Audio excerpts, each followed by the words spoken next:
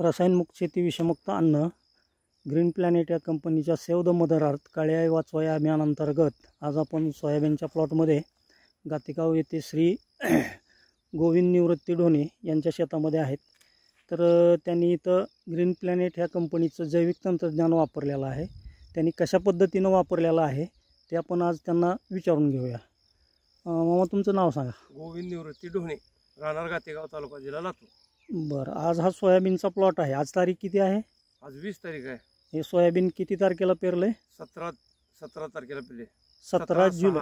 17 जुलै, हां 17 जून 2025। 17 जून। आज 20 जुलै 2025 आहे, म्हणजे 1 महिना 3 दिवस झाले। हां, म्हणजे जवळपास 33-34 दिवसाचा हा प्लॉट आहे। बरं, इथं तुम्ही सुरुवातीला कुठले खतं वापरलेले आहेत? ही प्लांट वापरला, पॉवर प्लांट काय? हां, प्रोम आणि पोटॅशचा इथं पोटॅश बेसल डोस दिलेला आहे।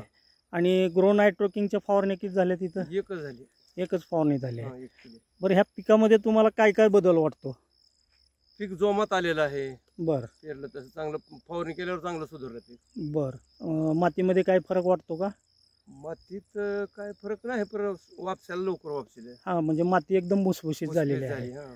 तसंच आपल्या अगोदर तुमच्या शेजारीच इकडे एक प्लॉट आहे, तुमच्या अगोदर पेरलेला आहे।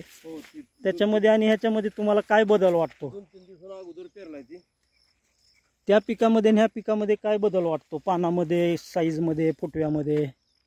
पानं ह्याचे मोठे दिसतात, फुटवा केलेला दिसतो, ते जरा बारीक पानं दिसतात त्याची। अच्छा, बरं, हे तुम्ही जे ग्रीन प्लॅनेटचं जैविक तंत्रज्ञान वापरलेलं आहे ते वापरून तुम्हाला समाधान लाभलंय?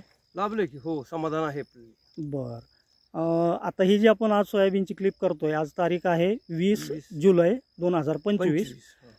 इतर म्हणजे तुमच्या गावात जे सोयाबीन करणारे शेतकरी आहेत त्यांना जर आपण ही क्लिप दाखवली तर त्यांच्यासाठी तुमचा सल्ला काय असेल? हे म्हणजे जैविक तंत्रज्ञान वापरावं का न वापरावं? वापरावं म्हणून त्यांना मी सांगेन की बरं बरं चांगलं आहे म्हणून सांगेन। आज तुम्ही ही छोटीशी मुलाखत दिलात त्याबद्दल मी कंपनीच्या वतीने धनंजय गिरे तुमचे आभार मानून ही क्लिप इथंच थांबवतो। धन्यवाद। जय हिंद।